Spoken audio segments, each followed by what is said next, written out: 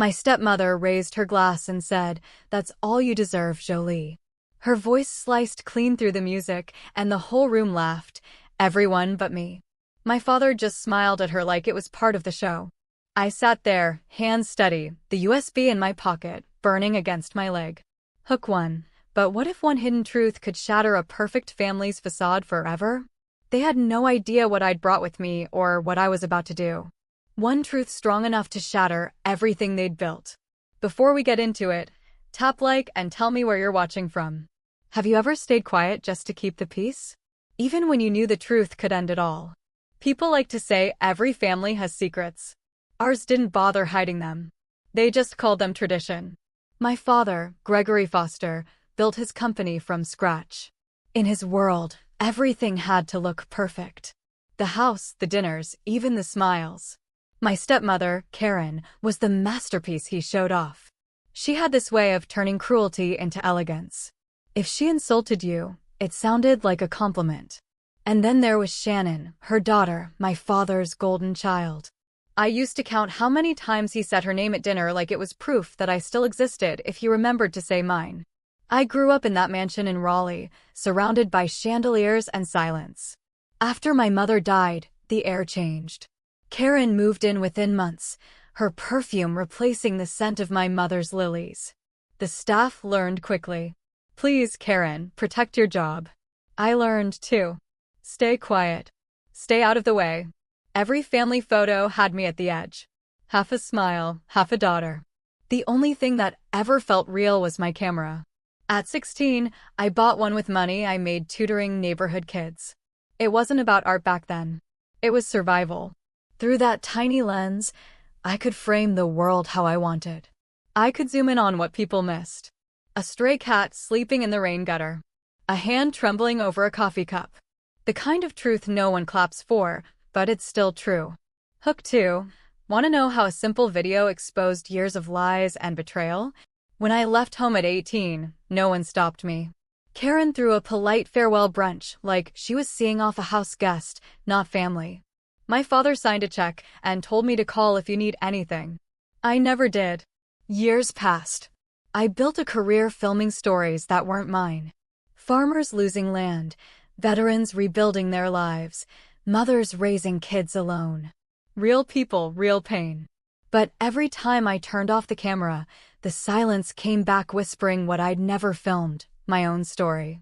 Then one winter afternoon, an email arrived. "You are invited to Jolie Foster's 60th birthday celebration."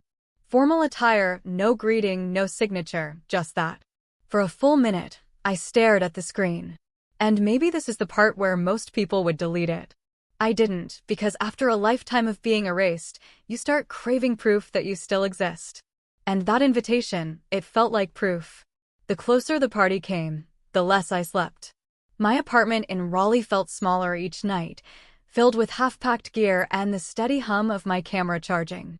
I told myself I was going to film the event, a gift for my father, a documentary of his big night. But deep down, I knew I was going for something else. Answers, maybe. Or closure. The mansion looked exactly the same when I arrived. White columns, manicured lawns, cars lined up like trophies. Karen greeted me at the door, her smile polished, her dress red like a warning. "Jolie, how unexpected. We weren't sure you'd come." I smiled back. Wouldn't miss it. Inside, the party was in full swing. Crystal glasses clinking, laughter floating like smoke. Shannon was the center, of course. Her engagement ring catching the light, her fiancé by her side, looking bored but rich. My father spotted me, waved me over. "Jolie, you made it." "What's with the camera?" "A surprise for you," I said. "Filming the night." He patted my shoulder. "That's my girl. Always the creative one." The evening dragged. Speeches, toasts, the usual. Then came the moment. Karen stood, glass raised. "To Gregory, the man who built all this. Cheers." Then her eyes found me. "And to Jolie, who always knew her place." Laughter rippled. "That's all you deserve, Jolie." More laughter. My father chuckled too. I didn't react. I just filmed. The party ended late. Guests left in a haze of perfume and goodbyes. I stayed behind, helping the staff clean, like always. In the kitchen, I found Karen counting the silverware. "Still here?" she asked. "Just leaving." She smirked. "Don't forget your roll." She handed me a cold dinner roll wrapped in foil. "That's all you deserve." I took it, smiled. "Thank you." The next morning, I edited the footage. Not just the party. I'd been filming for months. Hidden cameras in the mansion, placed during visits I forced myself to make. What they captured wasn't pretty. Karen siphoning company funds. Shannon forging documents. My father turning a blind eye. Affairs, bribes, lies. The perfect family unmasked. I uploaded the video anonymously. Titled it, "The Foster Legacy." It went viral by noon. Views climbed. Comments poured in. By evening, the news picked it up. Local business tycoon exposed in family scandal. The mansion gates swarmed with reporters. Karen's face pale on TV. Shannon hiding. My father called. "Jolie, what have you done?" "The truth," I said. "You knew." Silence. Then, "I'm sorry." The company crumbled. Stocks plunged. Partners fled. Karen left him. Took what she could. Shannon disappeared. My father lost it all. But in the ruins, he found me. We met at a coffee shop downtown. No mansion, no suits. Just two people. "I failed you," he said. "Yes, but you survived." I did. He reached across the table.